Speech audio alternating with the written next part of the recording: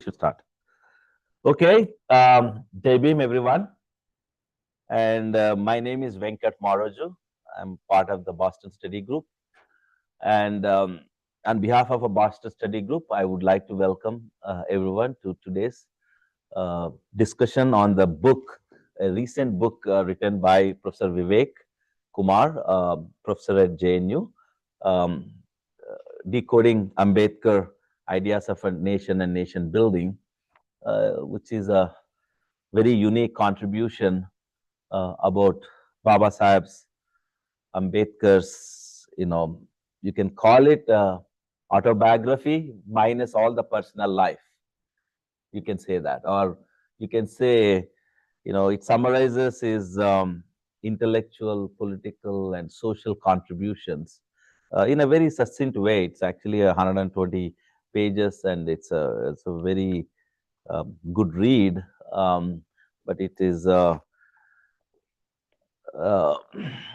I mean, the aspects of Ambedkar as a, whatever his contribution has been done to the society, it is very well written. So it starts with the book starts with how Ambedkar has been reduced and erased from academic and scholarly circle, especially in Indian side, while he's celebrated by outside India, universities like Columbia to universities in London School of Economics to nowadays in his busts are there, memorial lectures are there.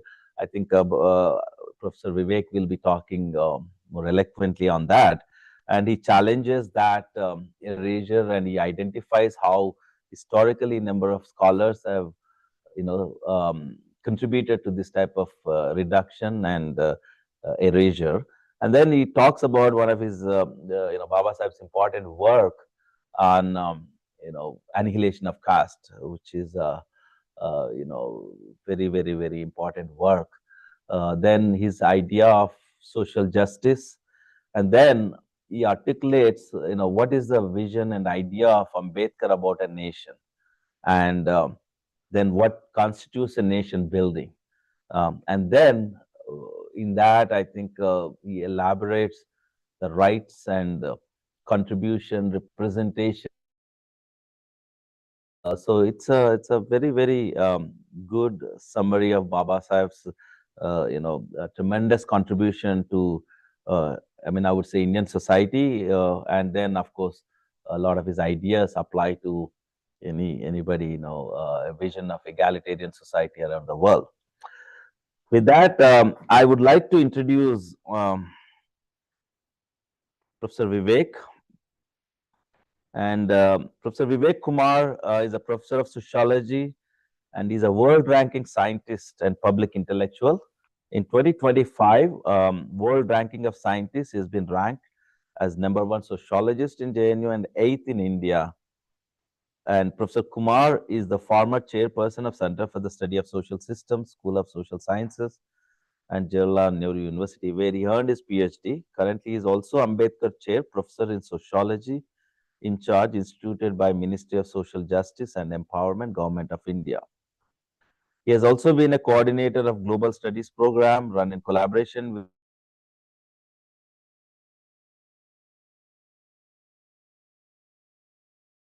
University in Germany, Flaxo, Buenos Aires, Pretoria, South Africa. Maybe I'm saying Chulalongkorn University in Thailand.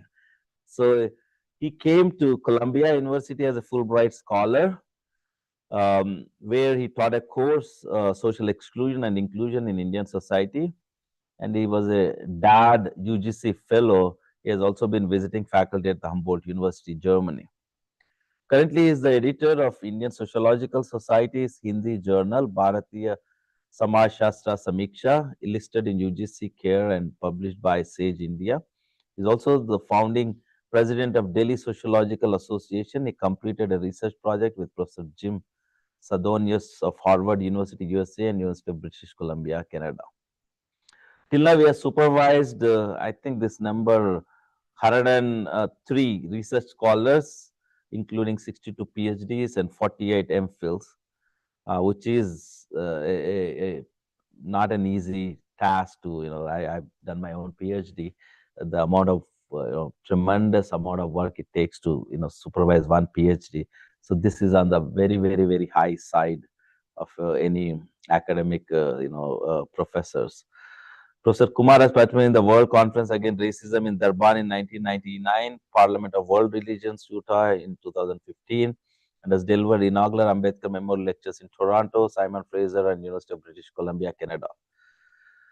As a scholar, he has approximately 849 citations at Google Scholar and ResearchGate. Approximately 87,000 academicians have either read or visited his work. On social media, he has 61,000 followers on X. His publications include Caste and Democracy in India's Roaring Revolution and Dalit Leadership in India, then Decoding Ambedkar, of course, the current book, Nation and Nation Building.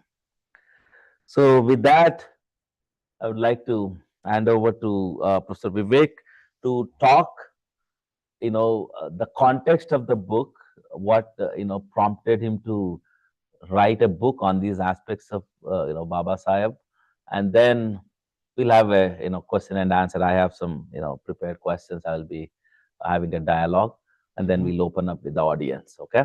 And those who are on the Zoom, please feel free to type your questions there, and we'll take up from there as well, and we'll try to answer. With that, Professor Vivek.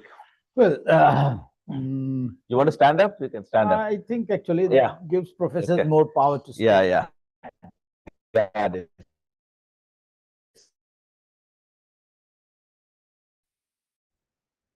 Can you, Yeah, I think that's, okay. Give me a space. But they don't realize you're standing. Well, it doesn't matter. They can't see actually. Yeah, thank you. Absolutely. Yeah, at the outset, let me thank Dr. Moraju. Boston study. Venkat Moraju, my friend. Of course, the organization, Boston Study Circle. Study Group, BSG. Yeah. Usually the short form nowadays, which is now becoming more and more. Boston Study Group, as I remember, and many of the faces I can see, for the first time I interacted with them 13 years back, 2012. And of course, with the warmth, they welcomed me in Massachusetts, that group. And we had, I still remember my topic, which I spoke, Understanding Modernization and Development, a South Asian Perspective. So this group looks as home for me. And thank you very much for having me today. And also, I thank Dr. Venkat for giving such an elaborate introduction. And, that takes me to the memory, because when I came for the first time, my introduction was very short. So you achieved a lot into it. So I think Boston Study Group, or the members sitting here, they were quite, lucky for me, though we don't believe in luck. But yes, I think their good wishes have contributed in my development. I thank them profusely from the core of the heart that they gave me the platform and space, and I could make sense. Coming to Boston Study Group is always a challenging proposition, because I know very informed audience join this, and the questions are really very perplexing. But I think that is what the contribution a group can make in the life of the intellectuals, that when they come, they should not take it for granted that I'll go and spend some time and that's all. But I think your contribution is so beneficial that I have to be a humble student of my topic and prepare diligently so that I can make sense. So friends, this book, as Venkat has already informed to you, But let me take my vantage point how, because I am a votary of Ronald Barthes, says that whether the author, the text will speak. So people can, reach the text from a very different vantage point. But how an author has actually ventured into, and I've been asked to speak the context in which. For many years, at least now for 2 decades, I have been involved in my teaching and learning process as a faculty at Jawaharlal Nehru University. And that gave me a vantage point that how Baba Saheb Ambedkar has been received till now in academia. And one very visible way is that he has been revered through his biographies and biographies. Most of the write-ups which come, they are in the mode of biography, sometimes intellectual biography and sometimes political biography, but biography doesn't take away from his name. And therefore my whole aim was that instead of writing a biography, can we engage with Baba Saheb Ambedkar as an academician? How, as an academician, he has produced his knowledge. That was my vantage point. Now, in this, I have a perspective.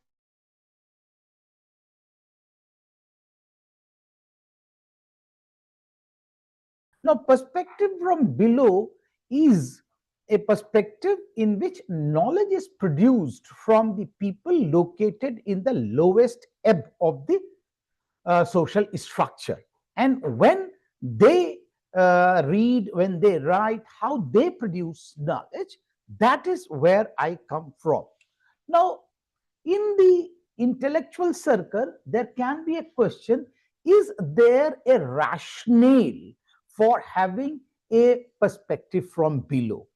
What is philosophical and theoretical rationale to produce a knowledge? Now, I draw it philosophically from two philosophers. One, I begin from Rene Descartes, who says, I think, therefore I am.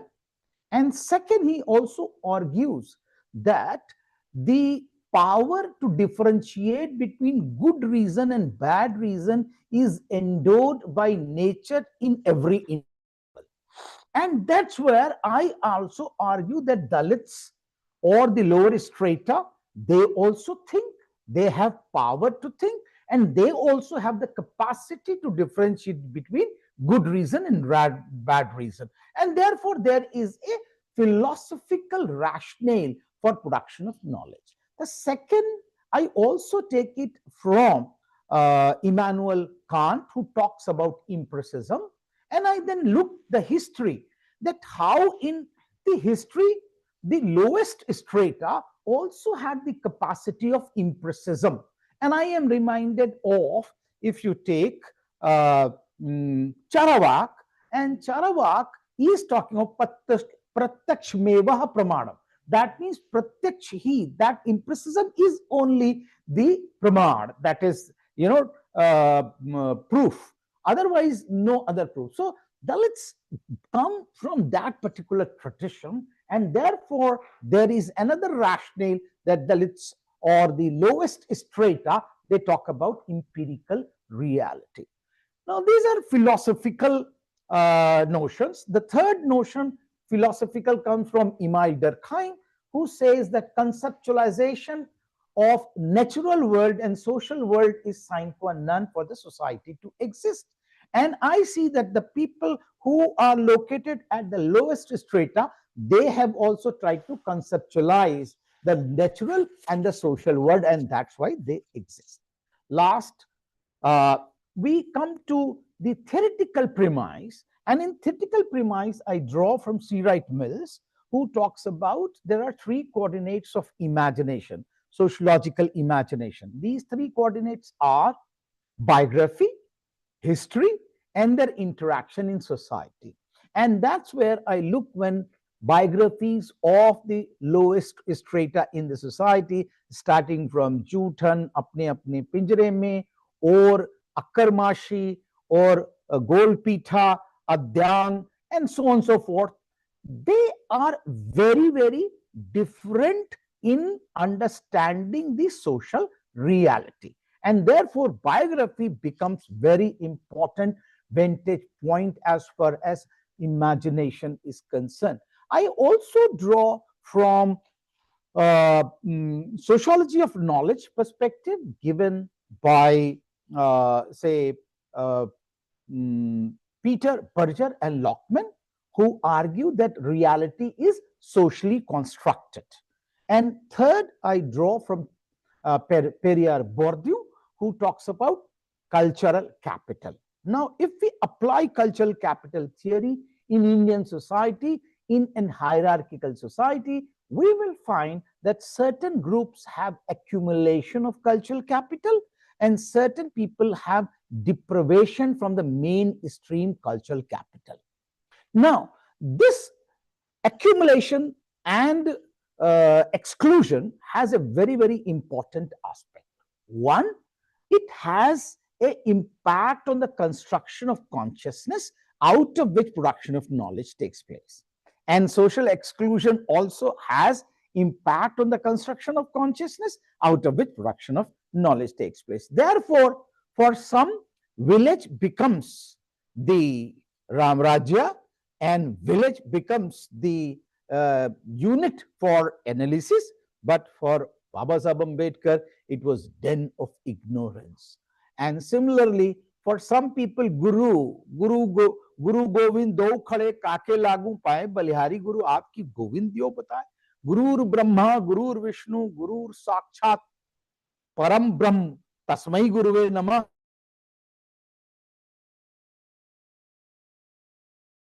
Or what is actually Guru of Akkarmashi doing?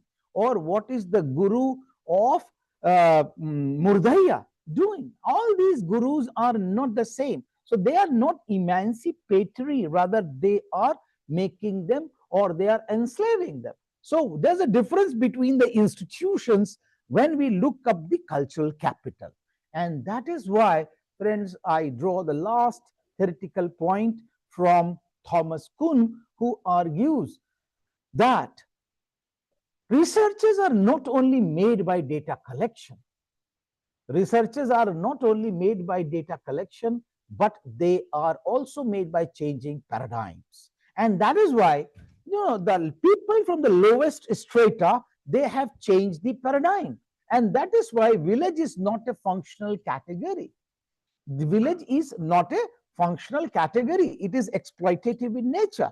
Similarly, Guru is not emancipatory. For them, Guru has been also enslaving them, and so on and so forth. So they have changed their paradigm from Bhagya, Bhagwan, that is actually, they don't believe in God, they don't believe in also the luck and Vedas, Vedangas, and all that. So how this actually alternative perspective has philosophical as well as theoretical rationale in the production of knowledge. And that's why I have adopted this perspective to produce this knowledge. Now, once I adopt this perspective, then I find three very important aspects in understanding Ambedkar as an academician.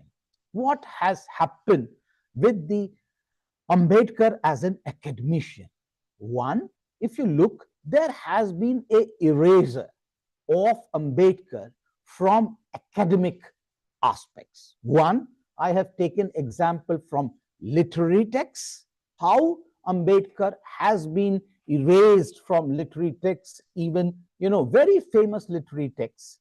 Second, how he has been erased from sociology texts, history texts, and also from epic artistic work like film, Gandhi, and therefore there is complete erasure. Now, you can definitely question me that this data is not very, very big data set. It is a small data. But friends, why I have chosen these examples? Because they are primary in nature. That means they were pioneering work on the Indian society. Second, they have really been produced in different editions, and that shows that they are very influential. And therefore, there is a rationale for choosing them. Now, when I was talking about a film like Gandhi, it's very, very arguably, it is very well researched work. Why? Because it has won number of world awards. And then, if you look, Ambedkar doesn't appear in that world researched, great research work, even in one frame. We all know how Gandhi's life got transformed after he met Ambedkar after 1930s. And especially we cannot forget Pune Pact, which was the changing of the Indian polity. And yet, Ambedkar doesn't appear even in one frame. So this erasure was very, very visible. And that's why, this perspective, when you start looking Ambedkar as an academician from perspective from below, this erasure starts coming. The second aspect is reductionism. How Baba Saheb Ambedkar has been a victim of reductionism. That means he has been reduced only as a messiah of the Dalits, or at the very most, actually, very progressive writer can write, oh, he was a constitution maker. But that is also not acceptable. And people wrote full-length volume and called him as a rapporteur. Now, my research suggests, and I read Baba Saheb Ambedkar, when Baba Saheb Ambedkar was finally submitting the copy of the constitution, I'm just giving you one empirical data to contest the idea that he was not actually a constitution maker, he was only a rapporteur. That was the term which was used. So I want to counter that with this data, that when the final draft of the constitution was submitted by Baba Saheb Ambedkar for actually scrutiny, there were 7,635 amendments by the people. Baba Saheb read 7,635 and discarded 5,162 amendments and then incorporated 2,473 amendments. Now I leave up to the audience to decide. A person who reads 7,635 amendments and discards 5,162 amendments and incorporate 2,473 amendments should be called constitution maker or not. And these amendments are not, friends, full stop and commas. They were amendments of the law. That means people have to understand the meaning of the phrase as well as. And I think Venkatji will, of course, deal with that how T.T. Krishnamachari has argued that Ambedkar alone had to pilot the ship. Why? Because there were 7 members in the drafting committee. Ambedkar worked for 141 days regularly. And there were 7 members, out of them 6 were not contributing. And you can read the text actually. I'm leaving it for, inviting you to read my book. Otherwise, you will say, I've heard everything. No, don't read it. Don't read it. Otherwise, they will not actually read it. So I am also inviting. Let's look at it that. I counted actually how many times Baba Saheb Ambedkar used to stand. And then I read. When I counted actually 9 to 10 times he was standing daily. But there were unprecedented days when he stood for 25 to 26 times. And then actually I have read the lecture was 8,000 words lecture, which was he gave, Now, a rapporteur will not give 8,000 words. lecture, and that too in a constituent assembly. So this is empirical data to prove that how Baba Saheb was the architect of the constitution. I think we have to answer. Now, after this, actually, reductionism, one more aspect is distortion. If you look at how Baba Saheb's persona has been distorted and how his contribution have been distorted, I want to give you one example only to invite you to read my book. And that example is from one history text. And this history text has been published from Calcutta, of course, and this has 3 editions: 1977, 1992, and 2003. And after that, there were reprints as well: 87, 94, 96. And this book name is Bharat Ka Swatantrata Sangram. And this has been translated in Hindi also, published by Granth Shilp, which is very, very famous text. And I am arguing that in 2003, somebody can write, and I quote, Ambedkar Baroda के राजा और महार जाति की अछूत कन्या के पुत्र थे।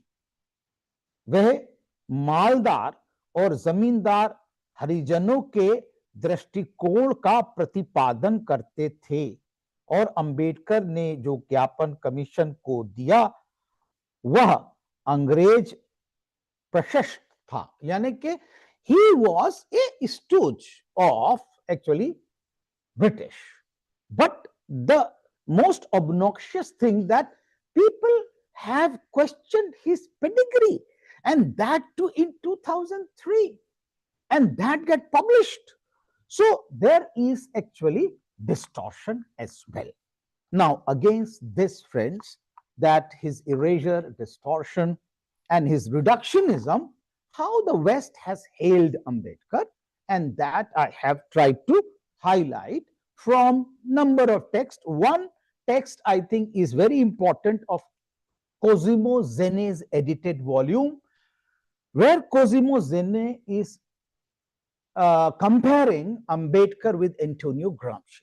Antonio Gramsci, the Italian philosopher and public intellectual, a great reformer, and he is being compared with Baba Saheb Ambedkar. Now, there are a number of people, but the second, I think one has to read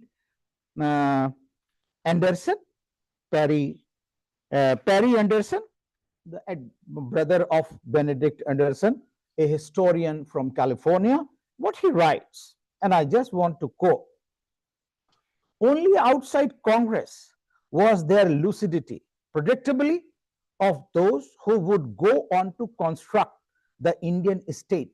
Ambedkar alone was early on clear-sighted enough to see that self-determination was could not deny Muslims if they wanted it, and to propose a rational solution for it in 1944, at the time when the very idea of it was a taboo in Congress, and still little more than the vague slogan in Muslim League itself. He published the only serious work on the issue that would determine the outcome of the struggle of the independence, Pakistan or partition of India, whose references range from Renan to Acton to Carson, from Canada to Ireland to Switzerland. It stands a devastating indictment of the intellectual poverty of Congress and its leader.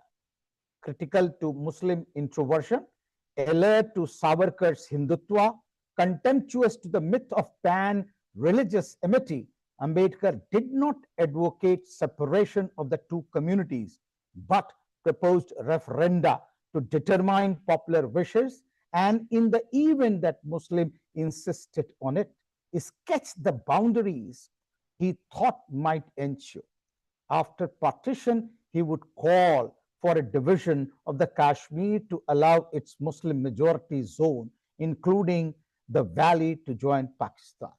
Now, there are 12 other authors, starting from Eleanor Zilliot, O.M. Lynch, Christopher Zeflet, and Cosimo Zene. There are others, at least 12 Western scholars. They have engaged with Baba Sahib Ambedkar, not biographically, rather academically. My whole submission is, who is afraid of academic Ambedkar? Activist Ambedkar, they are ready. They are ready to engage with. And that's why, you ask very learned professors of the university, have you read Ambedkar? Their answer is very, yes, I have. Then you ask, which text? They will say, Annihilation of Caste. And I smile. Why? Because Annihilation of Caste was not an academic text. It was written as a speech for the common masses. And then I find that how people have reduced Ambedkar only to caste and annihilation of caste, as if he has not done anything else. Therefore, friends, I think there is a need to go beyond Ambedkar's simple texts rather than insight into the production of knowledge. Now, for doing that, what I look at, that what is epistemology of Baba Sahib Ambedkar's production of knowledge? Now, in this, I draw actually upon again my premise, that is biography, history, and their interaction. So, if you go by this, the epistemology of Baba Sahib Ambedkar should begin with the influence he had in his childhood and as he grows. So, he points out, he has also written and dedicated volumes to these three icons. One, of course, Buddha. Second, Kabir. And third, Jyotiba Phule. These are three icons, but people keep on bringing John Dewey. I do not know why. And where Ambedkar has really tried to underline, I do not know. And if somebody has to be taken as pragmatist, then why not Buddha? Why to begin with John Dewey? That's my actually simple explanation. I'm a layman. I do not know much about it, but I think that there is a deliberate attempt to actually undermine these influences. Second, if you look at in epistemology of Baba Sahib Ambedkar, I find at least 8 sources of foundation of knowledge. One, he begins with archaeological sources. 2, he goes to archival sources. Third, he goes to the textual sources, that I call it as text, the socio-religious texts like Vedas and Vedangas. And fourth, I look at paper clippings as the source of building the knowledge. The fifth, the census data. Ambedkar uses census data in a big way to construct his idea. Sixth, he uses reports of committees and also commissions. Seventh, he goes for the field work and collects the data from the field itself, talking to his people. And last but not the least, books and journals. These are 8 sources. With my limited understanding, you can definitely, this is not the final list, you can definitely add many things. But yes, I have tried to look. Now, the third aspect of his epistemology is the perspective which he has incorporated to produce his knowledge. To begin with, he uses historical approach or historical perspective to produce his knowledge, in which he tries to talk about origin, whether he is talking about origin of caste, whether he is talking about origin of varnas, origin of shudras, origin of untouchables, and origin of even religion. That's where actually he begins. The second approach he adopts is evolutionary approach, in which people or institutions begin with simple but becomes complex. You take example of religion. Ambedkar is talking about how Buddha in his Dhamma, how religion comes from monism, that is soul in every article, and then magic, and then the faith in God, and that's where the God regimes start coming and religion is born. So there is an evolutionary perspective there. The third actually perspective is comparative in nature. Ambedkar has produced his knowledge not in a linear fashion, rather in a comparative fashion. For example, when he is talking about understanding the untouchability in Indian society, he compares it with slavery. And within slavery, he tries to compare Roman slavery with American slavery, and then comes to untouchability. And of course, he is talking about a number of revolutions. When he tries to compare the revolution, he goes to French Revolution, comes to Japanese Revolution, and then comes to Indian Revolution. So this is a comparative perspective also he tries to adopt to produce his knowledge. The fourth perspective is international perspective. What is happening at the international level to the institution?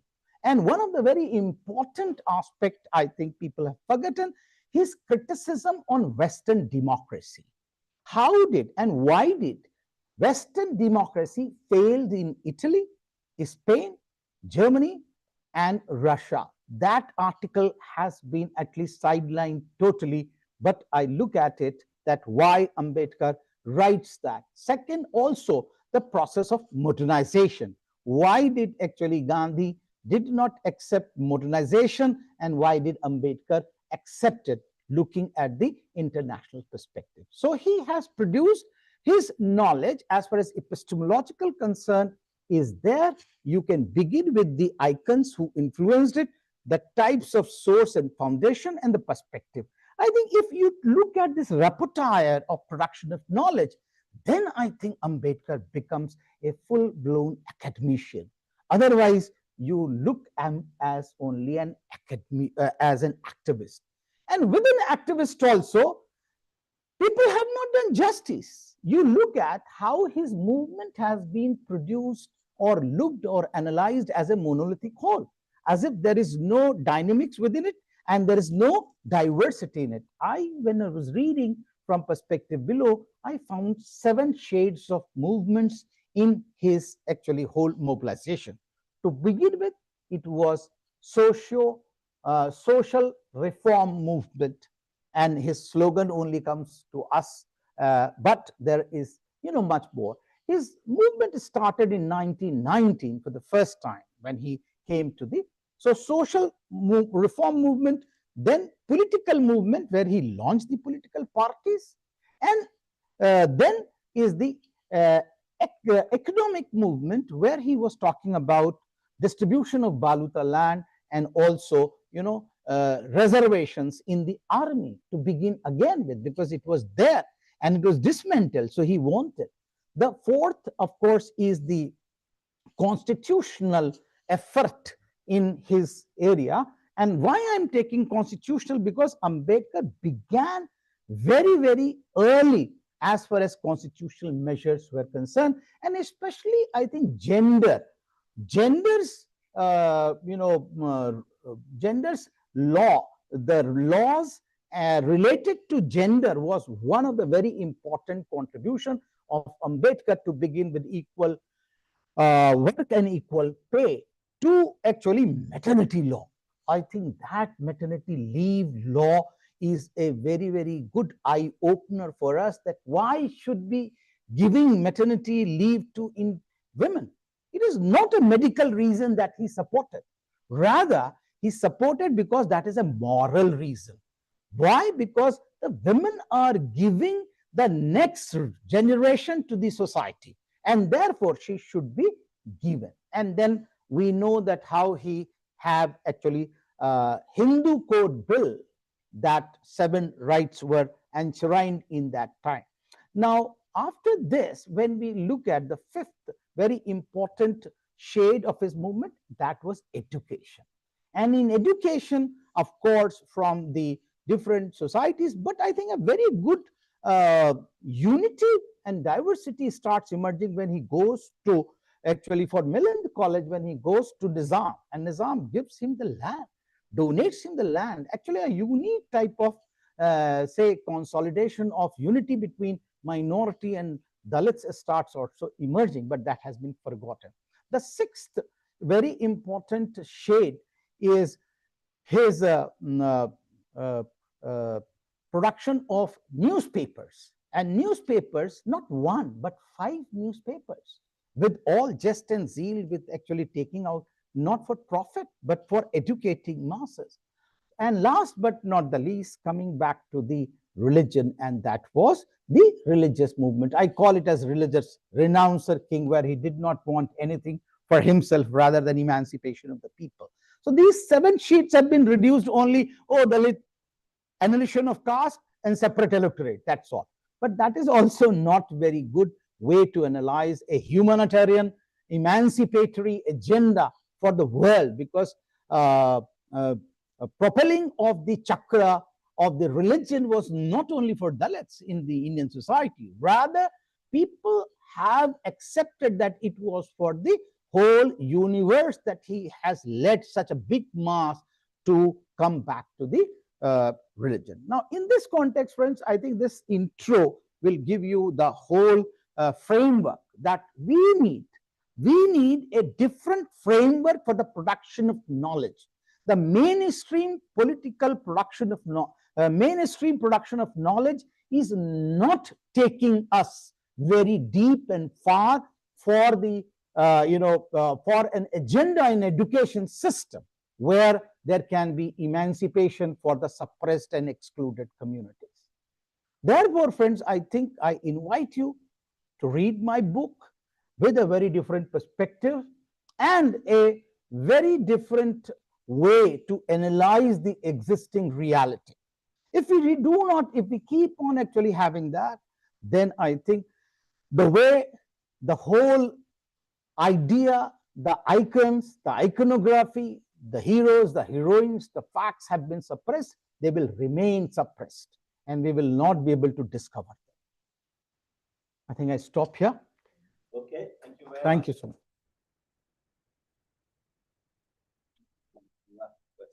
Yeah, we'll take it there. I think we can stand there.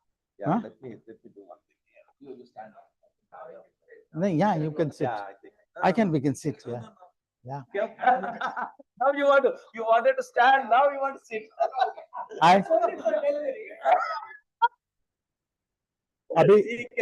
अब जो दम आना था वो आ गया. अब सांत्वना है. I want to now be calm and quiet because I have to question. I have to. Just want to. Yeah. Sure.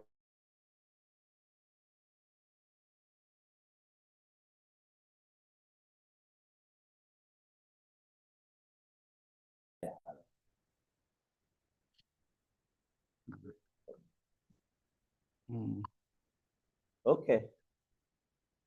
So that was a great summary. I have just want to highlight one or two things that you I had a lot of questions, but you covered a lot of those things. We wanted to have a discussion, but one important thing I actually struggle to define Baba Saheb. I mean, there's so many facets of his personality, and I think in the very beginning, you described in 10 ways. That was actually very comprehensive. Production of knowledge, No, yeah. So, what is? How do you define Ambedkar? Like those 10 facets. So, this is there's our social, political, economic, religious, gender, educational, legal and constitutional, developmental, and then human rights. So, and human rights specific to the marginalized. This is a very thing that came out, and I could really appreciate you, elaborate on that. And then I know you were talking about this, Baba Saheb Ambedkar. Sometimes the Constitution, yes, there was a lot of big team was there. There were a lot of committees, and then of course there's a drafting committee. But a lot of people don't know that the whole burden fell on him. And this is also nobody other than, somebody else like T.J. Krishnamachari. T.T. Uh, Krishnamachari. 33, 25. 5. Yeah, so he, where is that? 25? Not 25.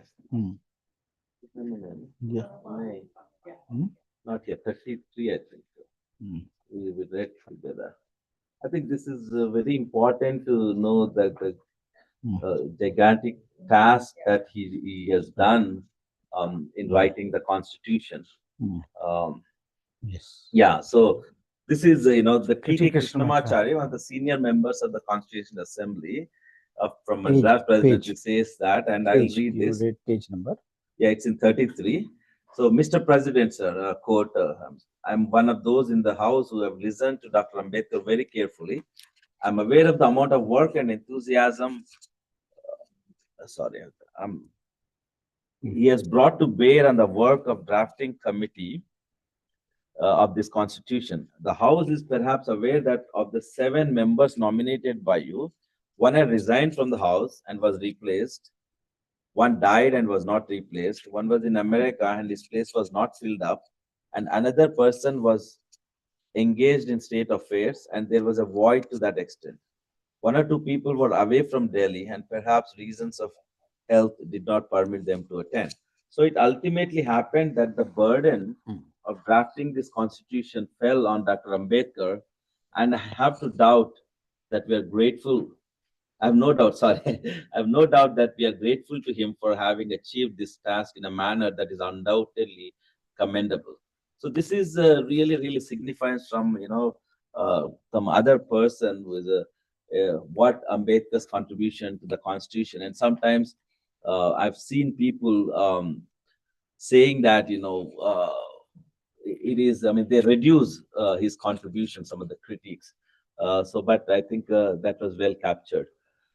So, any audience? I mean, I have a few things I want to ask, but any audience want to go for any questions? I would like to open it up. And anybody on the Zoom, anybody watching? Yeah. Yeah, Adib, please go ahead. First of all, I want to thank you for what, because I think, the point you made earlier that it's so narrow down that you only see it in one light, in one spot, and then that's it. Really, this work is so deeper. It has to really present itself. And it is in that presentation that we're going to actually see the flowering, not of just Ambedkar, Baba Ambedkar, but also people. Because one of the things I always feel is that, it is the working people that are not recognized. The people who actually created the whole space of wealth are not part of, and it is Dalits, I think, play the biggest role in that they are the creators, and not only that, but other working people also.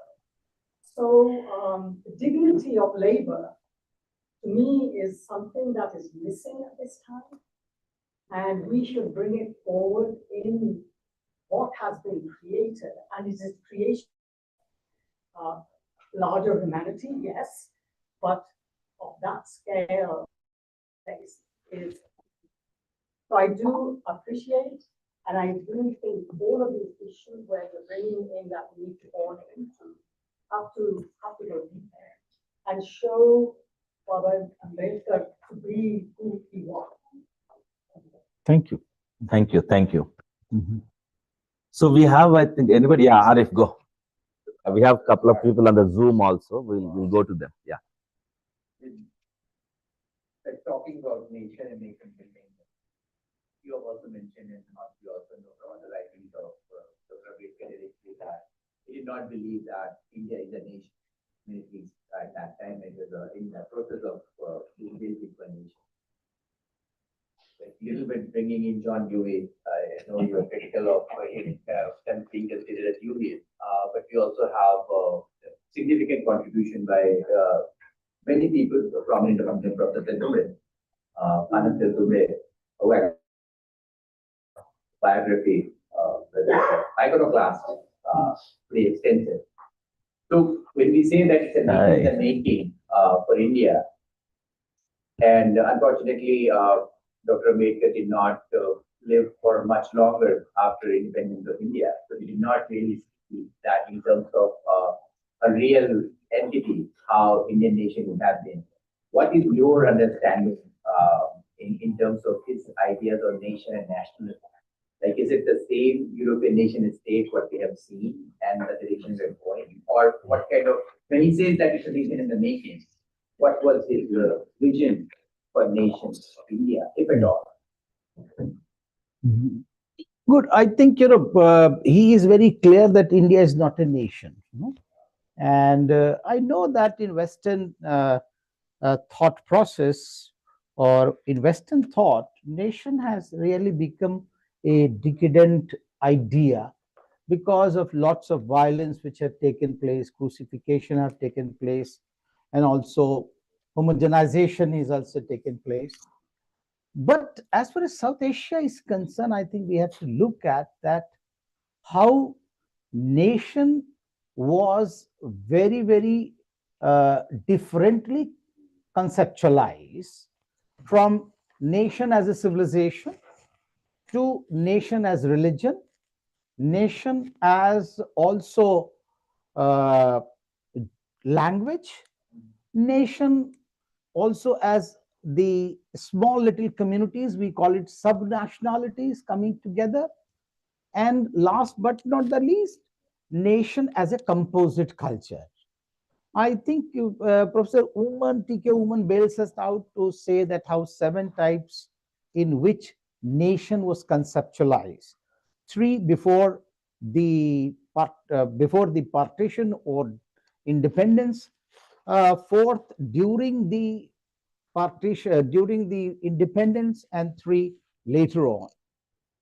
Now, the best aspect of the nation is that a population which has a religion and a language is the very important criteria for a nation to emerge.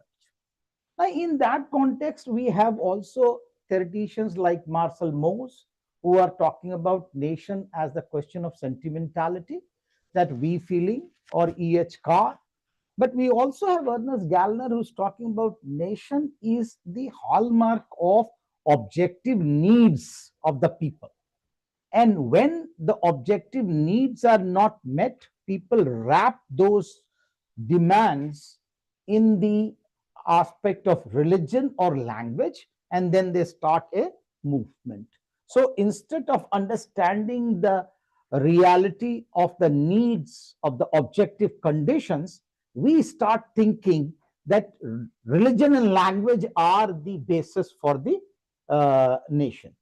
And therefore, when I read Ambedkar, I find that how Ambedkar tries to club the question of sentimentality, taking Ernest Renan, that idea of nation is though a philosophical unit, but sociologically it is nothing but conglomeration of number of classes.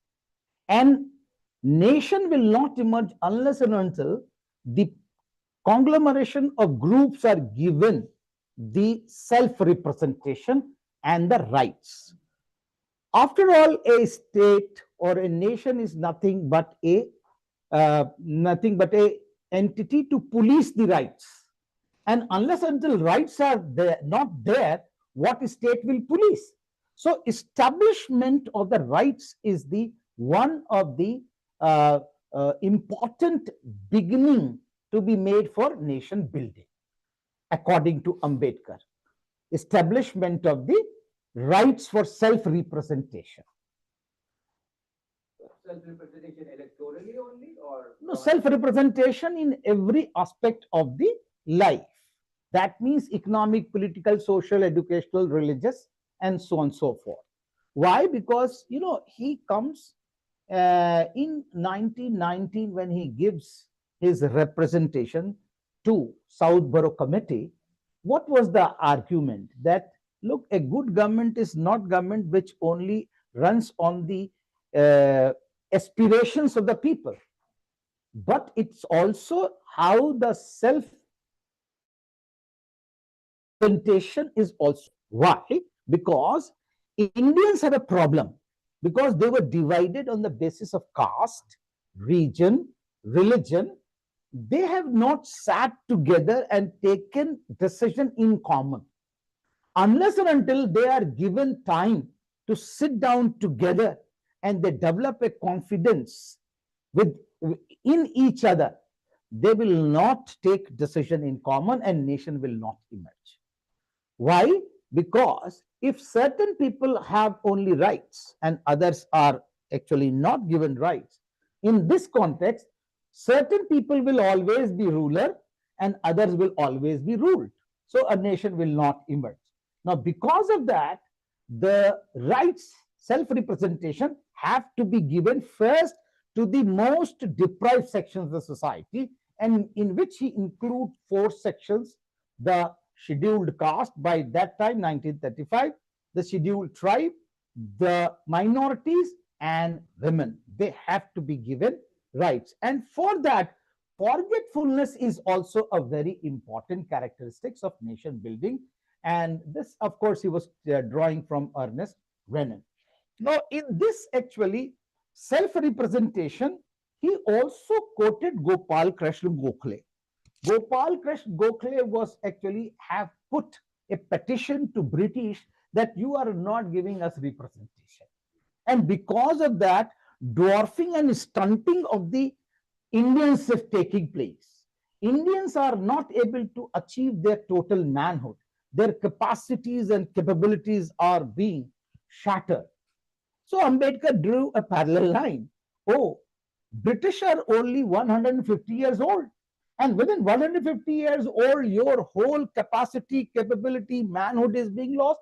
What about us? You have not given representation for thousands of years.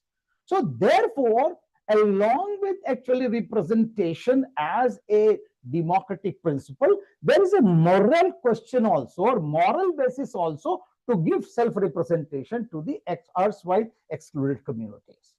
Now, in that context, I think a South Asian perspective of nation building emerges, where nation cannot be seen without constitution, because it's the constitution which gives not only the institutions but also the rights of the people, and rights to those people who had no human rights. What to say about fundamental rights? So rights and self-representation become very, very important aspect of nation building according to Ambedkar. That's my view. Thank you. We'll go to Zoom. They have been waiting here. Mm-hmm. So, Soma, please, you can unmute and ask Soma and Ilanga one. You want to ask? You can unmute and ask your question. Yeah, or you can put it in the chat box. Can you unmute? Hey, can you unmute? You are able to do it? Yeah. Yeah. Okay, now I unmuted. Yeah. Yeah, please go ahead and if you don't mind, you can Professor. introduce yourself from where you are from, calling from. Yeah, can you hear me? Yes, yes. Very good, very good. Harvard is already in trouble, and I hope this event doesn't cause any more trouble to them. Now, Professor, thank you very much for your perspective. I'm from Tamil Nadu, and I am the president of Periyar International USA. Yes, sir. And the Tamil diaspora have done enormous work with the Periyar Ambedkar Study Circle from Canada, UK, all the way to Australia, and they are conducting conferences and trying to spread it to the young people. In 1916 itself, Baba Sahib presented the paper where he said caste will become a problem worldwide. It has a potential to become a problem worldwide.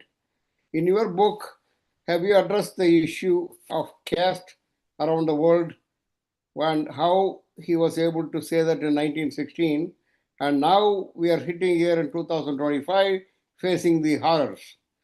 Did he mention anything in your book about that? Thank you. Thank you. I think he has written an article in earlier. Yeah, go ahead. Well, I have written it, but I don't want to discuss it deliberately because, again, I will be falling prey to reductionism of Baba Saheb Ambedkar only to caste. If you are again trying to see that only Baba Saheb worked only on caste, then thank you. I agree with you. But I am not ready to accept that Baba Saheb only has worked for caste. I am discussing here in larger ideas also. So let us actually look Baba Saheb's bouquet of production of knowledge rather than reducing him only on caste. No, but one relevant, you have done Yeah, an Indian diaspora. Yeah. Why don't you elaborate on that? It's 10 years back you were at Columbia. That is also important aspect of it. That's not a reduction. Why are you? We are discussing various aspects. Yeah. That is one of the aspects. No, so why don't you elaborate on, you have written that Indian diaspora, you interviewed me also that time. I know that. That's why. So please, little bit talk about Indian diaspora and caste. Please. Okay, I will answer it, but with the rider that you will call me for that topic another time. Sure. I appreciate your candor. That's good. I'm going to give two entertainments in one ticket. we are not shy about that. We are fighting here in the United States tooth and nail to bring them to task. But this is happening all around the world. That's what I fine actually. But the problem is that if you only reduce it to them, then you are also missing the larger aspect of nation building. That how caste has traveled, definitely we are ready to talk about. But if you really look at the process of nation building, then caste will re-emerge again and again. Because unless and until we feeling the institutional representation starts emerging, there will not be nation building. And for doing that, annihilation of caste is sine qua non. The rights to gender equality is sine qua non. And we all know that reading Baba Saheb's theory of caste, we know patriarchy and caste go hand in hand. And that is why I think we have to look at to the larger idea. I think these smaller ideas can be covered very, very easily. But the problem is that we are reducing him and then leaving the larger ideas of his nation building or the universal idea of human rights that we are leaving aside. Okay. Thank you. We don't address only the caste, but we address the humanism point of view. Thank you. Yeah. Okay, so just one more, and she's been waiting. Saro Ilangovan, do you want to unmute and ask the question? And we have one more. Okay, good evening, sir. Good evening. Your lecture was ahead, very revealing, and I was able to understand some points which I didn't come across because I'm just new to Ambedkar studying. I knew he was the pillar of Indian Constitution. The thing is, my friends, the American friends, still ask them what is caste. So I try to tell them from the Brahma face and to shoulder and all that. I feel stupid, really. It is a stupid thing which was going on for centuries. But so today I was listening to a lecture. This person was talking about civilization bringing up and bringing them down. He said based on the works they do, that's how the caste came about. I don't know what Ambedkar, how he explained to these Westerners or non-Indians. I just want to hear your side of explanation. Well, I think I have written it that Baba Saheb Ambedkar in 1916 itself have discarded the theory of occupation in the emergence of caste. And he says that the occupational theory is not a functional theory to define the origin of caste. Why? Because these occupations which you are talking about, they are filthy or they are dirty occupations. They exist world over. And if these occupations exist world over, why they have not been actually converted into caste? And therefore, occupational theory is not functional theory as far as origin and development of caste takes place. And in place of that, he has an alternative theory, and that is also an original idea, the, the theory of surplus men and surplus women, how these surplus men and women have to be settled in the society. Because of that, actually, caste has emerged. And also, I'm inviting you to read my book. If I tell you everything, then you will not buy it also. Okay. Okay, thank you. We'll go back. So mean, I we'll can, come back to I can, Zoom. I There don't are have two to more explain to questions. But them Vijay, like, you want to ask? Yeah, please go ahead, Vijay.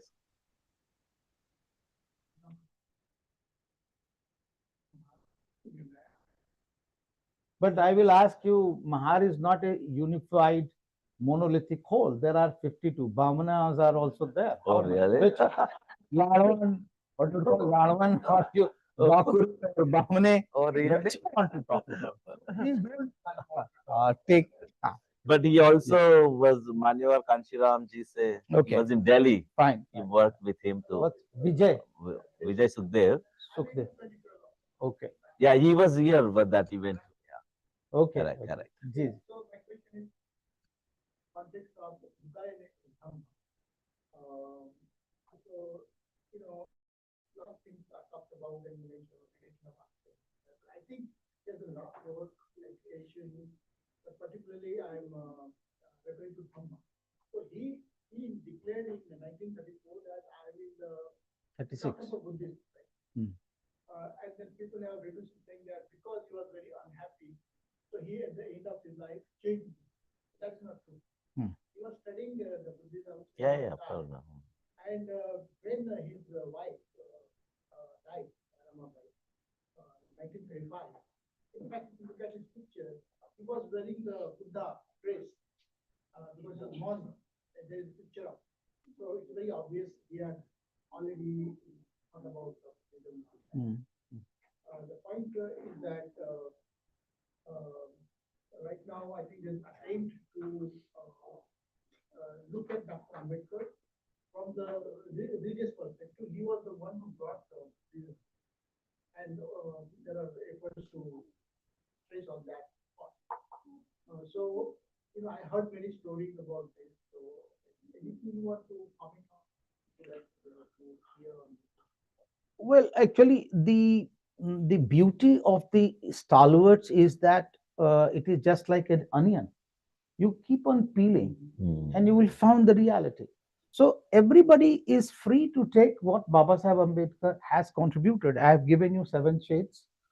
And of course, the influence, as you're talking about, of course, the influence of Buddhism started long back when he had already read uh, Buddha Charita by Keluskar itself, actually given in the childhood.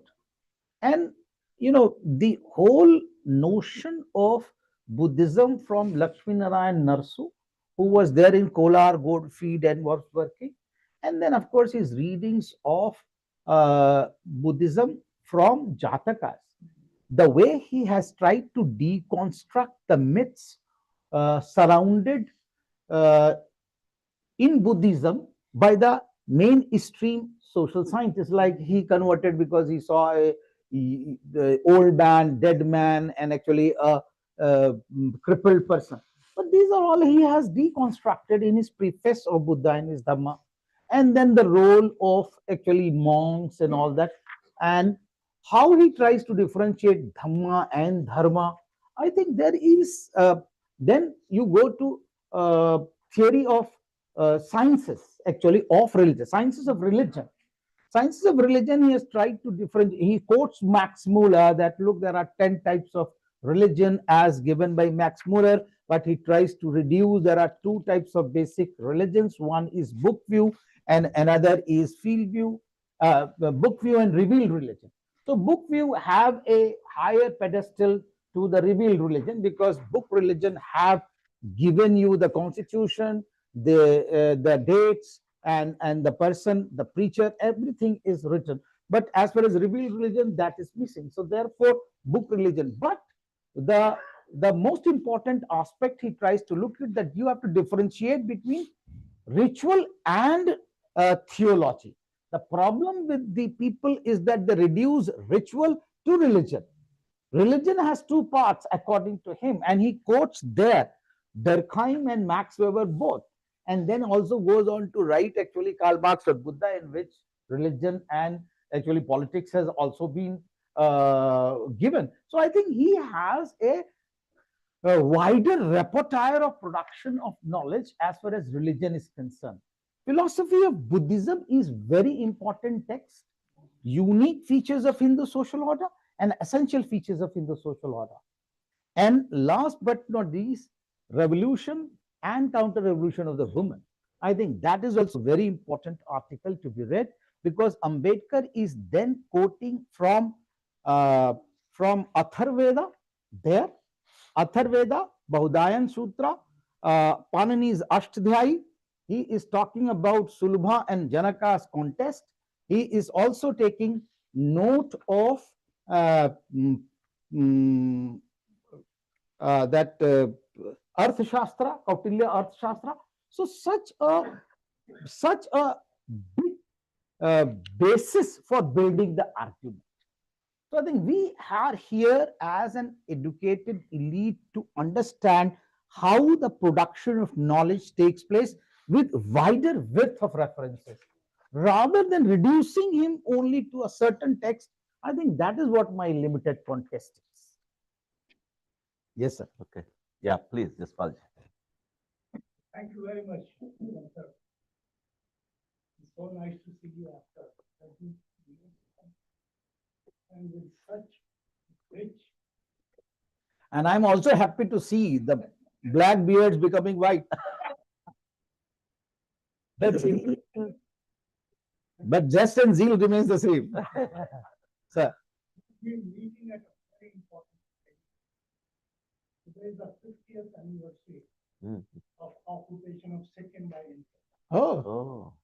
Yes. 41st anniversary of occupation of Punjab by Indian Army and invasion of Golden Temple. And it shows how important this discussion and discourse on nation and nation building is. So I really personally want to thank you on the episteme that you have to be raised, because as a student of philosophy.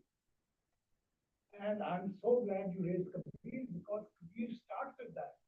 कि तेरा मेरा मनवा कैसे एक हो, तू कहता कागज की देखी, मैं कहता आंखन की देखी, empiricist. Yeah. So I'm really happy that taking that point of view from the bottom up and then looking at this reductionist view of personalities and reducing them, for me, I'm very happy. And I hope our academic colleagues, especially others also, actually sort of tweak it out. So I am actually hearing this for the first time from an exam. Congratulations to you. Thank you. Thank you. No, I really appreciate, because I personally have never liked you as a philosopher or a thinker because of his pragmatism and so close connection with the American state. So I really thank you and hope to continue this chain of thought. Because one of the problems in South Asia, and in India in particular, India never, although India signed the treaty, Universal Declaration of Right of Self-Determination to Nation. Sir. But it has constantly violated that in Manipur, Nagaland, Kashmir, Punjab, you name it. So for us, as being victims of this Indian state, of not having affirmation of our nation of Punjab, and actually cutting through it.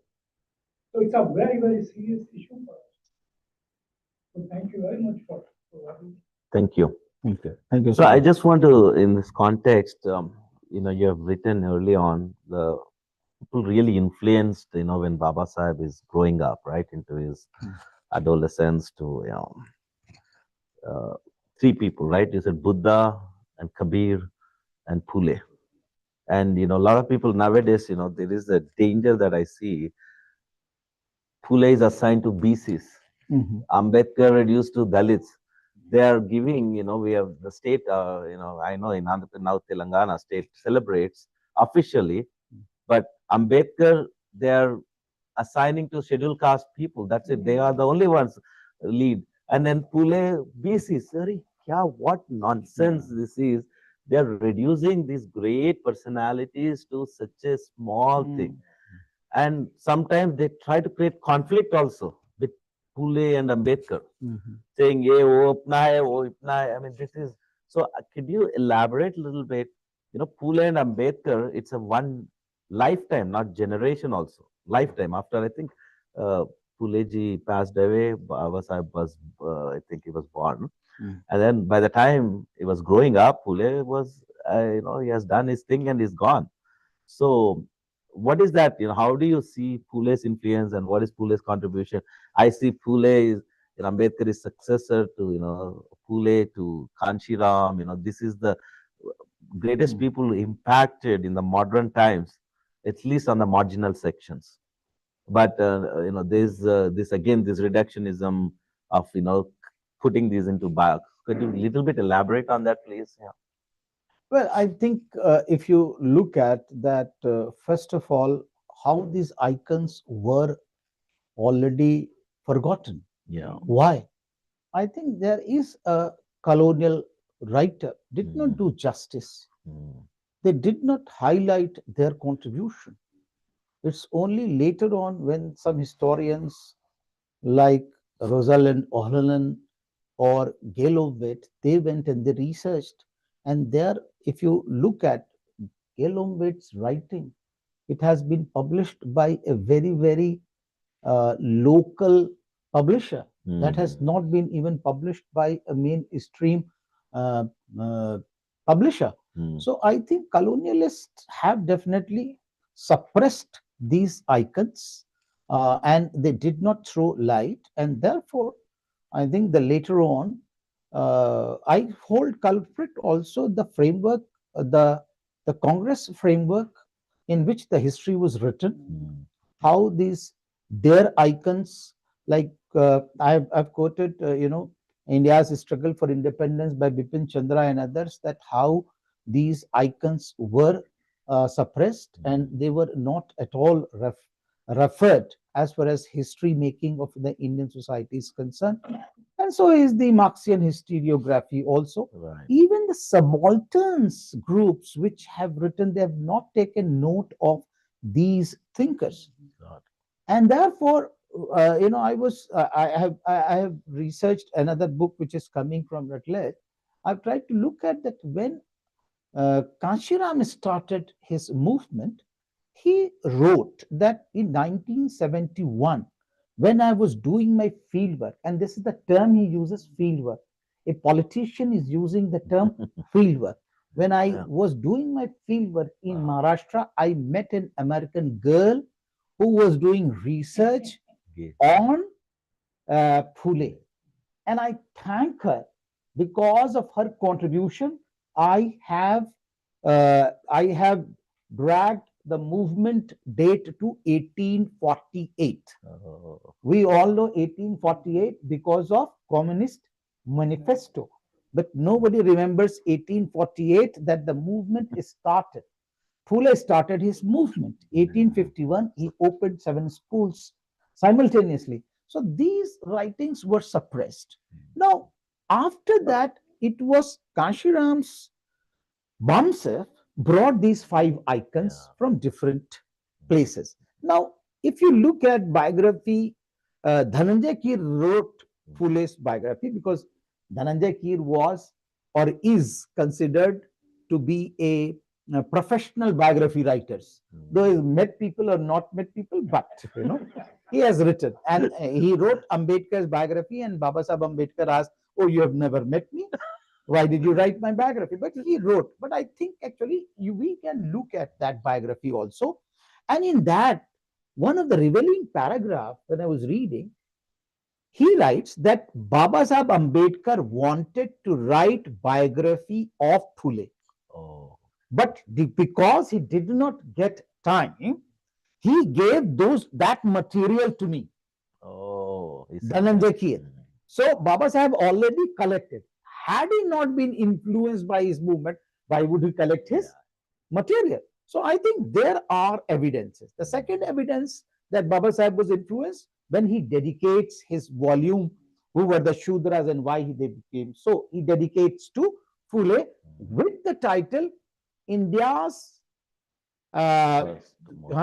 Greatest Social Revolutionary. That is the title. So I think there are anecdotes we have to research, and I think I thank you that you are raising this issue. Because again, if you go and then again, anyhow, you will be brought to caste and discuss caste. That's what is happening. Caste is also becoming a divider of these movements. No, marginalized sections movement. Actually, total repertoire is not coming to the fore is because is it a design or is it by default? So we as an actually, academicians, we have to think that Baba Sahib's total repertoire of production of knowledge, references, epistemology, ontology has to be put on the desk so that people can take. Otherwise, there is a ploy to reduce, and there are articles, oh no, no new thoughts are coming in Indian politics. There are new thoughts, but you are not ready to listen. Just like actually somebody saw that can subalterns speak. Subalterns have been hailing, crying. You are not able to listen. Correct. So the problem is how to listen to subalterns. That is the question which I am trying to raise.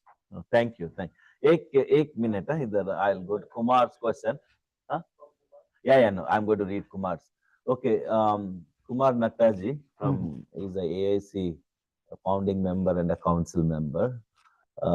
Should caste in India be addressed primarily as a human rights issue rather than being viewed only through the lens of religious tradition? And actually, he has one more question, I think. Does the book address Dr. B.R. Ambedkar's religious contribution, especially his advocacy of Buddhism as a means of emancipation? So, given that 5 to 10% of the population associate Ambedkar primarily with underprivileged, does this warrant such a big concern?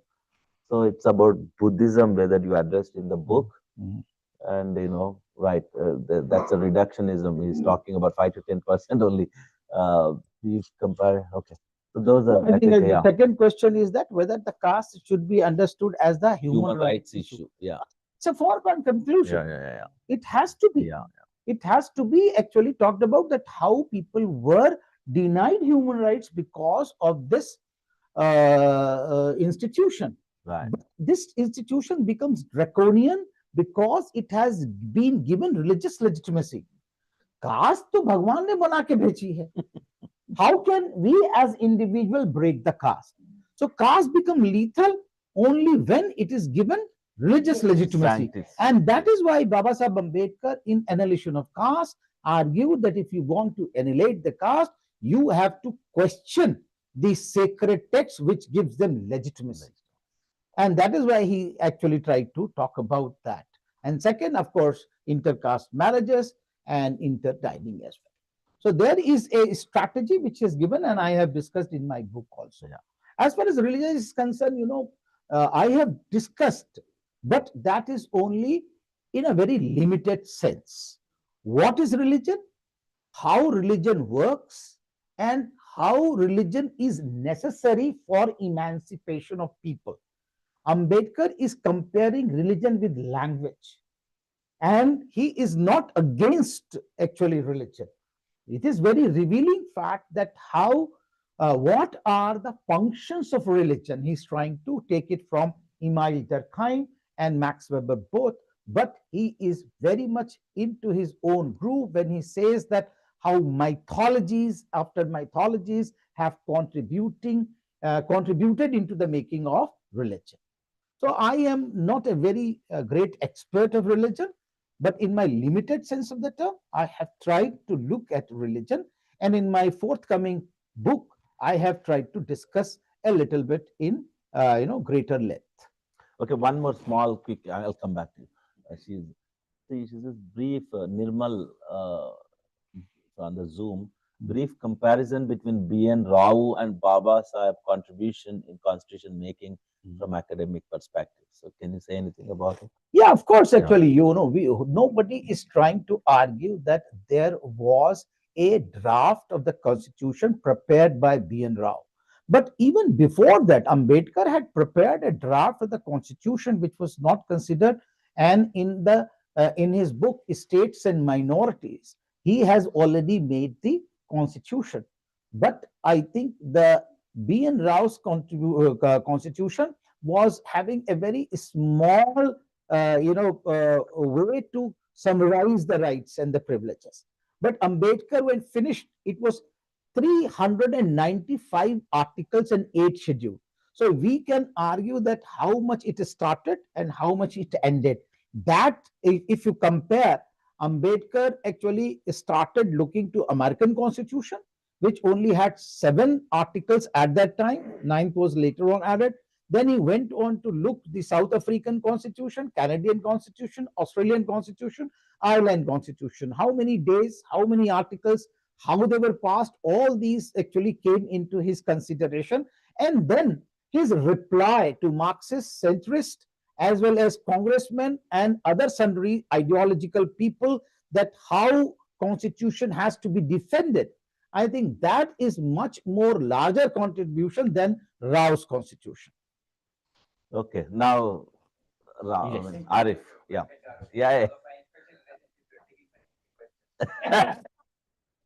No favoritism.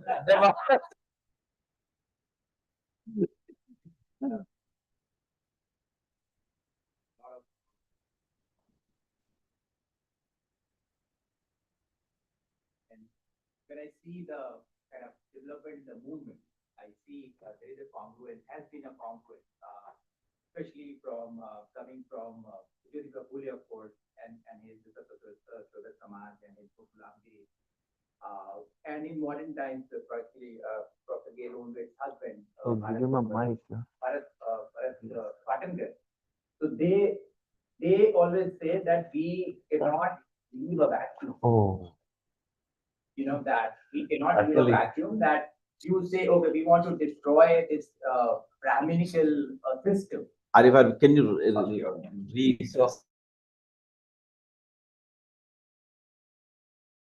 say that? Thank you. So, like together. So, Bharat Patankar and his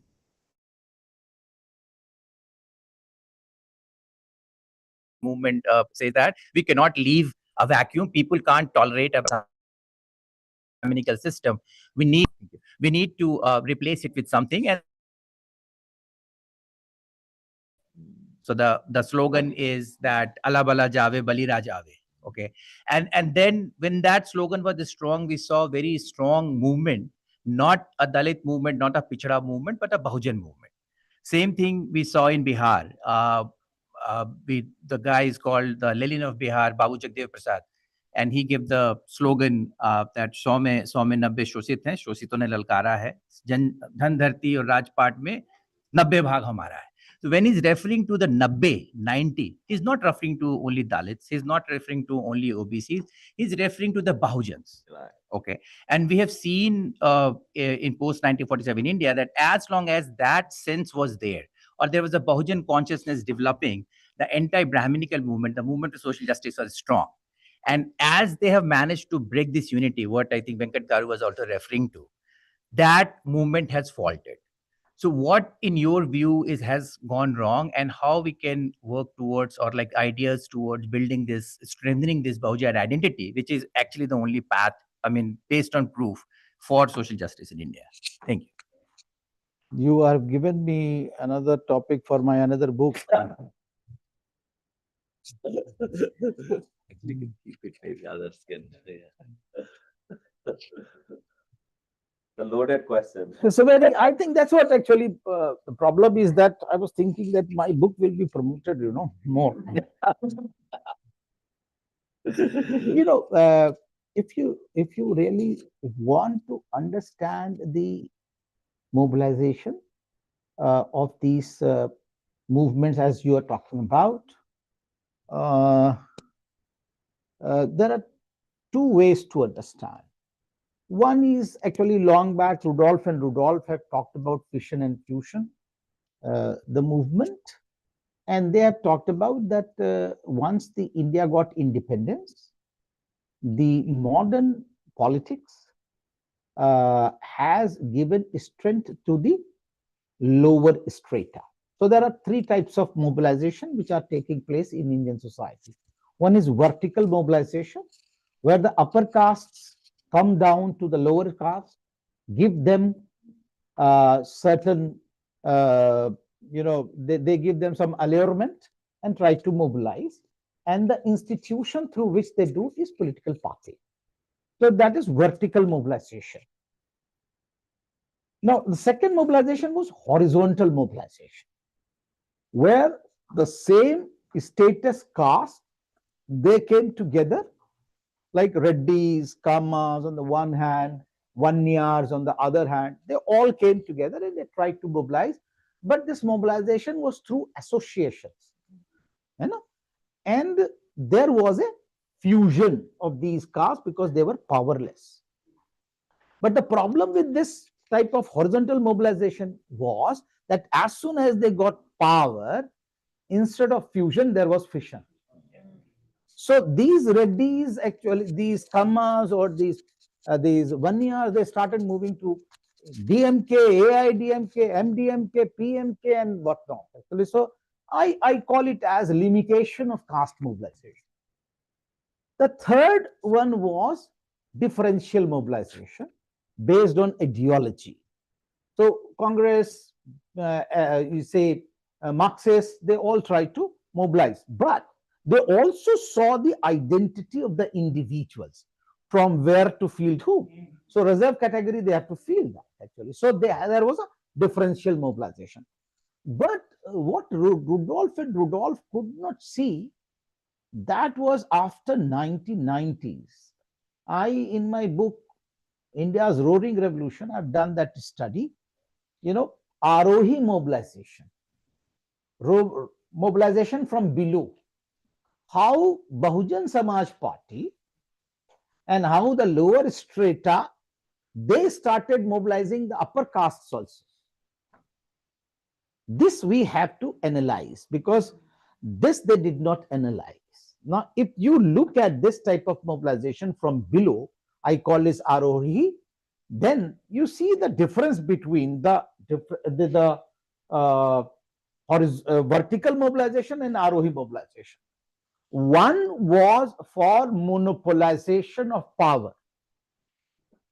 Monopolization of not only power, but also their political party.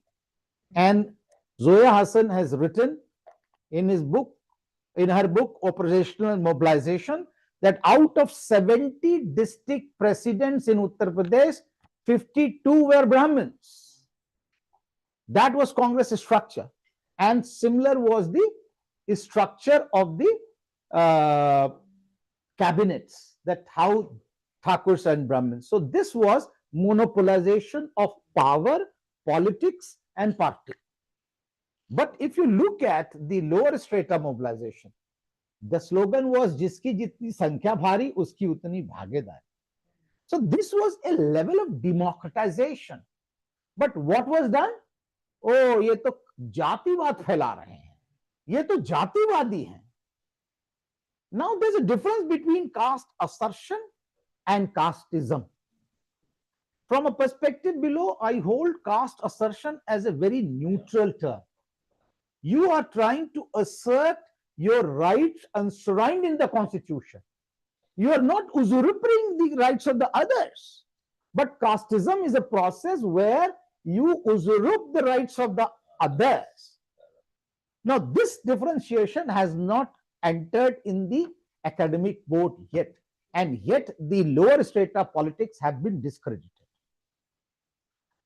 Now, if you go by this particular type of mobilization, what has happened, and I think your own person from Columbia, in New York University, अरे यार उसका नाम मैं भूल जाता हूँ, democracy, mobilization, and I think I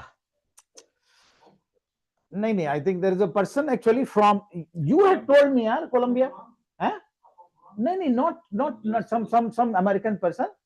उसने PhD किया इनके उस पर लालू प्रसाद यादव की गवर्नमेंट पर. Union college. हाँ, यूनियन कॉलेज. वो नंबर नाम भूल गया उसका मैं. In political science department, I am not remember. Very good actually, democracy, development and against democracy. Development is one idea and democracy on the other idea. When Lalu Prasad Yadav was growing, democracy was growing, and you come from Bihar. Who will come to know कि पानी का बंटवारे के लिए न्याय बाबू साहब के घर पे होता था? Nobody used to go to police station. मुखिया नहीं, ठाकुर नहीं, मुखिया नहीं, बाबू साहब, ठाकुर, बाबू साहब, प्लीज बाबू साहब, आप उनका वो समझ रहे हैं, वहां से आ रहे बिहार से. Now once he took over, what happened? People said that, look, democracy has come, but development is taking a back step. Now another problem was, they were the people who were in education, in university, and when the lower strata went for their certificates, the Brahmins said, Kalana, Parsuana, and to counter that, they had to lift their guns. Now again there was defiling.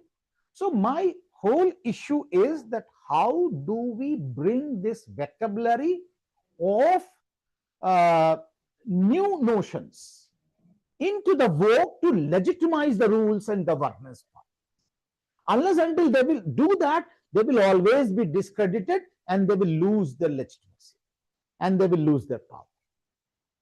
In Uttar Pradesh, nobody talks about 8 universities established by Mayawati. Everybody talks about parks. Why? Because there is this actually delegitimization process in the academia also. So I think we have to do something. Okay, thank you. Yeah, Priya, do you want? Oh, sorry, Mike, give it.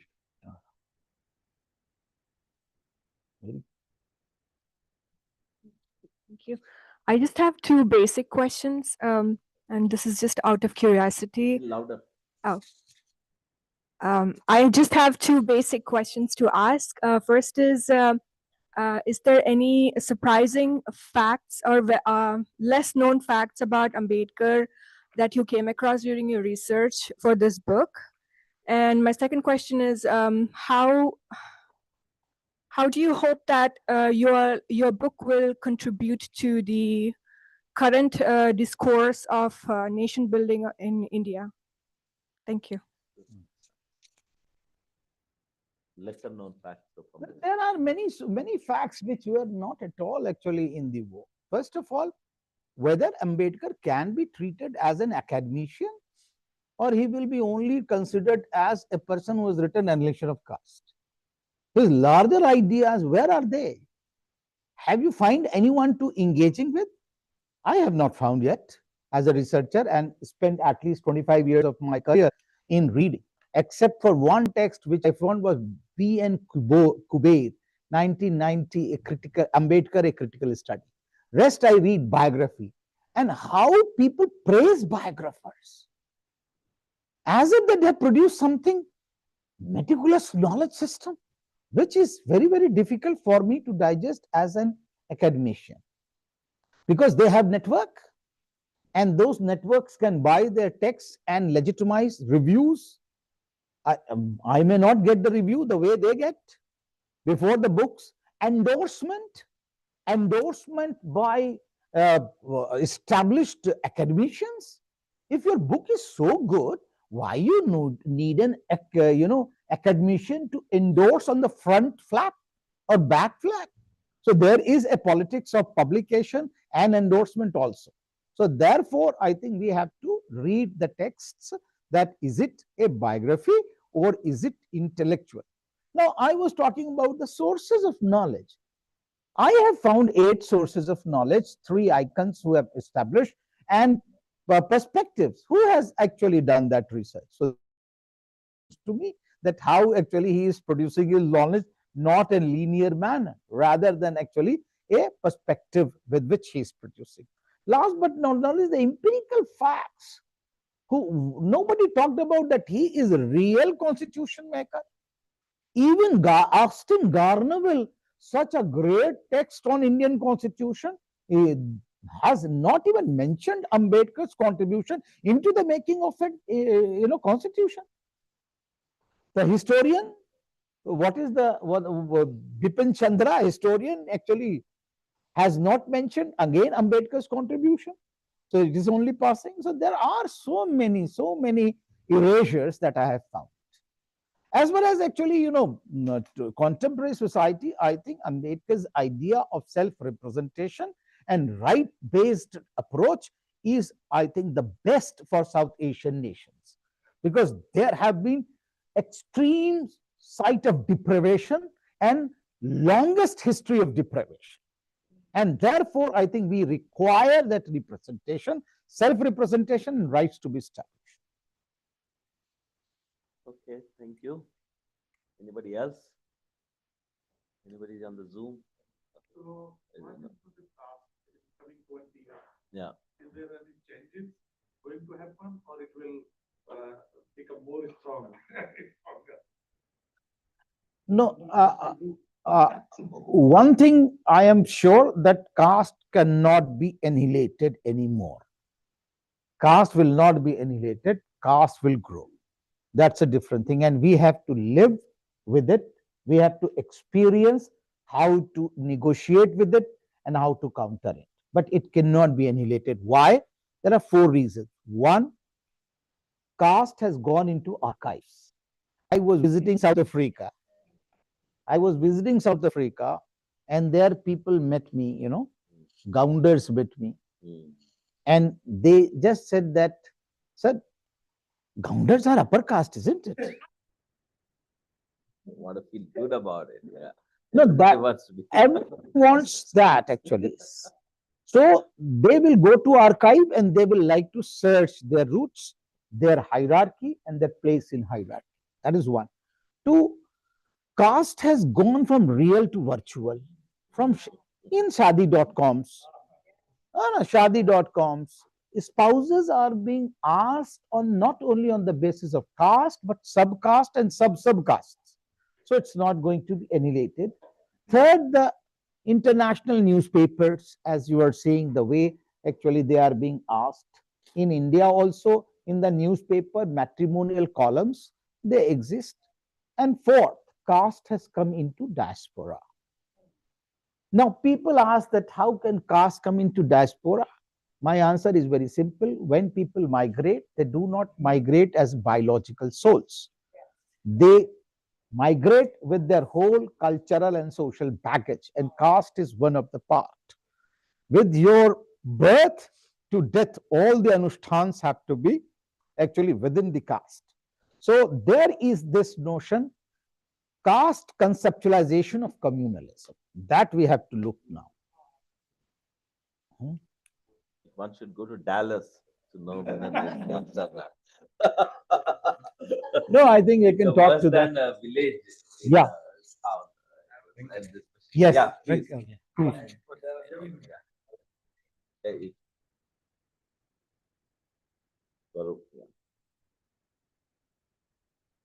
Thank you. Thank you, Professor Vivek, for wonderful lecture. I have just general question. As the caste says it's being declared, we don't know when it will happen, but if that happens, how fair and manipulated that data can be from, do you think? And even like, I have another question on this. People like argue there should not be like reservation on the caste and all. And so is having reservation based on the population is a fair argument? Because in that, if we goes by that argument, they're like get benefited more than like having the based on the caste. Just to add to that, sorry. Do you think caste census in the long run will strengthen or weaken casteism? Mm. The long run. No, I told you what is casteism, according to me, basically. According to me, casteism is a process by which the people who have monopolized the economic, political, social, educational, religious, institutional, all types of powers, they try to maintain it by hook or crook. That is what is casteism. But on the other hand, there's a process of caste assertion where deprived section try to assert their established rights, their enshrined rights in the constitution. And the problem is that when they try to assert their established rights in the constitution, they are being called and determined as casteist. That is totally wrong perception. So if we are thinking that casteism is this type of where the caste assertion is taking place, then I think it is going to rise. Caste assertion will rise because they have been cumulatively excluded. Cumulatively excluded, I have made a list in my another book, Caste and Democracy in India, 46 types of exclusion people suffer. Now, those people who are suffering 46 types of exclusion, they will definitely like to usher as the democracy, as the rights they come to them, actually. So they will assert. So this assertion will rise. But as far as monopolization is concerned, that may not be that effective. But as you know, as far as economy is concerned, definitely that will be monopolized because that cannot be challenged. And that is directly related to geopolitics. It is not related to local politics. As far as political power or law is concerned, or education is concerned, they can be managed locally. But as far as economy is concerned, because of globalization, it is geopolitical in nature, and there are 100 and 200 families that can really equate. The third aspect of media is also concerned. I think that is also geopolitically constructed because only one family has 85 channels. So how are we going to deconstruct that? So in that context, I think there will be certain aspects in which there will be assertion, and in the certain aspect there will be monopolization. As far as actually, too much putting onus, too much of, putting onus on caste census, I do not actually have any hope in that. Because scheduled caste and scheduled tribe, it's already there. So backward classes, we have at least notional 52%, but they are now 27% reservation. But how come this 10% reservation came without counting? So there is already neutralization of reservation, as you are saying. Now we have to look at reservation was never a poverty alleviation program. Then how come economic criteria was brought? So therefore, I am of the opinion reservation was for actually representation of the people who were excluded from thousands of years. Representation of the sections of the people, not individuals. So representation was that, but now it has been equated with individuals. Second, there is also that one generation should take, other generation should leave. My problem is that the reservation are also taking consideration of cultural capital. So certain section have constituted their cultural capital for thousands of years. Now this cultural capital cannot be get contested in one generation. So how can a person within one generation will constitute such type of cultural capital which can actually have a contestation with the cultural capital which is there for thousands of years? So at least to deconstruction, to deconstruct that cultural capital, which is accumulated for thousands of years, you need at least some centuries of reservation. It's as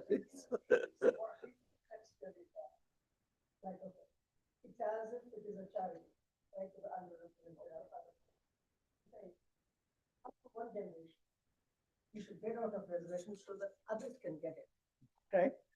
But this whole idea of cultural capital that they have accumulated over thousands of generations or years has not been talked about. That's not even considered. That's not even in the argument.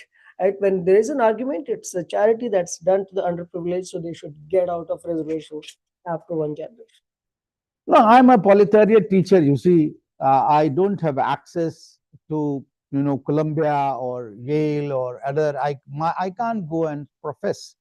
And Boston Study Circle also, or group also calls me not very regularly. So I am not able to put my actually. I've written this. This I have written actually since at least for 2 decades, that self-representation and contestation with the accumulated cultural capital of thousands of years. So reservation is at least somewhere to mitigate. I have also written that reservations, how it functions. So we have to change the vocabulary that it is not reservation, it is representation. Second, it is not poverty alleviation, rather representation. Third, this is actually for deconstructing the thousands of years of cultural capital by the others. Then and then only it is going to be a contestation of certain vocabulary. Otherwise, it is always a heated example, and then we are scuttled down. Okay, I think Pratyush, you want to go next. Yeah, thank you for sharing and broadening the discussion around Ambedkar, around his ideas. So one of the other aspects, yeah, Pratyush, so you are, yeah, I'm a faculty at University of Massachusetts, but also part of the Boston South Asian Coalition, etc. But I wanted to ask about one of the major contributions of Dr. Ambedkar was also around the movement, the Mahad, for example, the movement for water. I feel like sometimes it's not emphasized enough. I mean, not amongst this company, but outside, it's not recognized because I see the idea was also to challenge the power structures using this idea of resources, because the power structures always, one of the ways they exercise their power is by control of these resources, and he targeted that as a major center for contestation of power, right? So do you think in the current situation, with the climate crisis, with the agricultural crisis, we saw the movement around agriculture recently by the farmers, etc. You think those ideas, how do you see those ideas being in, where we can take inspiration from and use in this current situation? Well, there are 2 ways to actually, answer your question. One is theoretical, another is, practical, empirical movement type of thing. When I was reading Ambedkar, as far as movement is concerned, actually the water crisis movement, especially the Marathi write-ups, they argue that, it was not to take water. It was actually, and then another example was temple entry. So Ambedkar writes very categorically that, look, I was not actually going into the temple or not there to take water. Rather, I wanted to wake my people from slumber. That, look, you are ready to enter in the temples, even though they are not ready to give you the rights. So actually, in the water tank movement, Chaudhar tank movement, he did one day and there was actually commotion, but he did not allow his people to go. He stopped them And next day, you know what happened? He burnt the manuscript. Why? Because again, he wanted to show that from where the legitimacy to these peoples are concerned. So I think water movement or temple entry movement are products of his movement. They were not movement. Movement larger was the claim to the nation itself. And claims, once the nation's rights are there, these rights will come to their own. So I think we have to approach to the larger movement where these reservation, the Anti-Atrocity Act, or the equal rights or equal, these are all products of his movement. So we can approach that way.